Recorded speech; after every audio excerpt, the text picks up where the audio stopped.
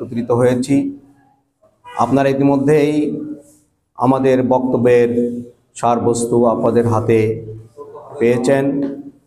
বাংলাদেশ জামাত ইসলামী সহকারী secretary general ATM Azharul Islam, যিনি দীর্ঘদিন ধরে কারাগারে আছেন, 2011 সালের 19শে সেপ্টেম্বর যাকে প্রথম গ্রেপ্তার করা হয়েছিল এবং আপনারা তখন দেখেছিলেন একজন রাজনৈতিক নেতা, তিনি বাংলাদেশ জামাত ইসলামীর তখন ভারপ্রাপ্ত সেক্রেটারি ছিলেন। তাকে গ্রেপ্তার করে অমানসিক নির্যাতন তারপরে চালানো হয়েছিল। ডান্ডা বেড়ি দিয়ে, হাত কলা দিয়ে সেদিন তাকে আদালতে হাজির করা হয়েছিল। তখন বিভিন্ন মিডিয়ায় সে ছবিগুলো এসেছিল যে শিষ্টাচার বহির্ভূত রাজনৈতিক যে সংস্কৃতি বাংলাদেশে ছিল সেটা ভঙ্গ করে একটি দলের যিনি সেক্রেটারি ছিলেন, ভারপ্রাপ্ত সেক্রেটারি ছিলেন, তাকে গ্রেপ্তার করে ডান্ডা বেড়ি পরিয়ে সেদিন আদালতের কাঠগড়ায় তাকে উপস্থিত করা হয়েছিল। দীর্ঘদিন কারাগারে থাকার পরে উচ্চ আদালতের মাধ্যমে তিনি জামিন পেয়েছিলেন। জামিন পাওয়ার পরেও তাকে নজরদারিতে রাখা হয়েছিল। তার বাসা থেকে কখনো তাকে বের হতে দেওয়া হয়নি। কয়েক মাস পরে আবার তার বিরুদ্ধে মিথ্যা মামলা দিয়ে আবার তাকে গ্রেপ্তার করা হয় 12 সালে, এবং তখন থেকে আজ অবধি তিনি কারাগারে আছেন। তার বিরুদ্ধে যে মানবতাবিরোধী মিথ্যা মামলা করা হয়েছিল, এটা এদেশের মানুষ জানে যে মিথ্যা মামলায় তাকে সর্বশেষ ফাঁসির হুকুম দেওয়া হয়েছিল। আমরা দেখেছি সেই মামলার যে সমস্ত ঘটনাগুলো, একজন সাক্ষী 7 কিলোমিটার থেকে দেখেছেন, আর একজন সাক্ষী 3 কিলোমিটার দূর থেকে দেখেছেন। আবার কারমাইকেল বিশ্ববিদ্যালয় কলেজের ছাত্র তিনি ছিলেন। 68 সালে তিনি কারমাইকেল বিশ্ববিদ্যালয় ত্যাগ করেছেন, পরে ঢাকা বিশ্ববিদ্যালয়ে ভর্তি হয়েছিলেন। তার একজন বন্ধু সাক্ষী দিয়েছে যে 1970 সালে কারমাইকেল বিশ্ববিদ্যালয়ে ভর্তি হয়েছে। অর্থাৎ যে 68 সালে কারমাইকেল বিশ্ববিদ্যালয় ত্যাগ করেছে, ঢাকা ইউনিভার্সিটি ভর্তি হলো ইন্টারমিডিয়েট পাস করে, আর তার বন্ধু ভর্তি হলো 70 সালে, কি করে তার বন্ধু হতে পারে? এটা বন্ধু হয় না। এইভাবে মিথ্যা সাক্ষী দিয়ে আমাদের প্রিয় ভাই জামাত ইসলামীর তখনকার ভারপ্রাপ্ত সেক্রেটারি জেনারেলকে মৃত্যুদণ্ড দেওয়া হয়েছিল। এই মৃত্যুদণ্ড দিয়ে তখন থেকে আজ অবধি প্রায় 14টা বছর কারাগারের ভিতরে ফাঁসির ছেলে তাকে রাখা হয়েছে অমানসিকভাবে। তারপরে যে নির্যাতন হয়েছিল, এখনও সেই মানবতার জীবনযাপন করছে। বর্তমান যে অন্তর্বর্তীকালীন সরকার 5ই আগস্টের বিপ্লবের মাধ্যমে একটি ফ্যাসিবাদের বিরুদ্ধে আন্দোলন করে বিপ্লব করে যারা বর্তমান ক্ষমতায় আছে, তারা 6 মাস 10 দিন পার হয়ে গেলেও রাজনৈতিক বিবেচনায় যে সমস্ত নেতৃবৃন্দকে গ্রেপ্তার করে বিভিন্ন মেয়াদে সাজা দেওয়া হয়েছিল, ফাঁসির হুকুম দেওয়া হয়েছিল, যাবজ্জীবন কারাদণ্ড দেওয়া হয়েছিল, অনেক আসামি কারাগার থেকে বের হয়ে গেছে।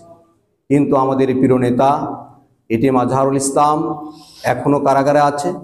তার বের হওয়ার কোনো লক্ষণ আমরা এখনও দেখতে পাচ্ছি না। বাংলাদেশ জামাত ইসলামী অন্তর্বর্তীকালীন সরকারের বিরুদ্ধে এই পর্যন্ত কখনোই রাজপথে কোনো কর্মসূচি ঘোষণা করেনি।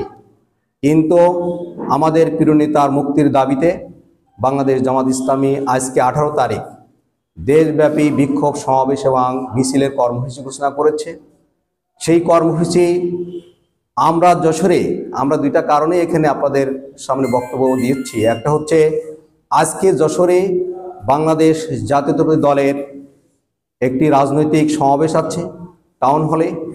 যারা বেশ অনেক আগেই তাদের প্রোগ্রামটা সেট ছিল, তারা অনেক দিন থেকে মাইকিং করছে, এবং এই রাজনৈতিক দলের কর্মসূচি আজকে থাকার কারণে আমরা রাজনৈতিকভাবে সকল রাজনৈতিক দলের সভা সমাবেশকে আমরা শ্রদ্ধা করি, আমরা সহনশীলতায় বিশ্বাসী।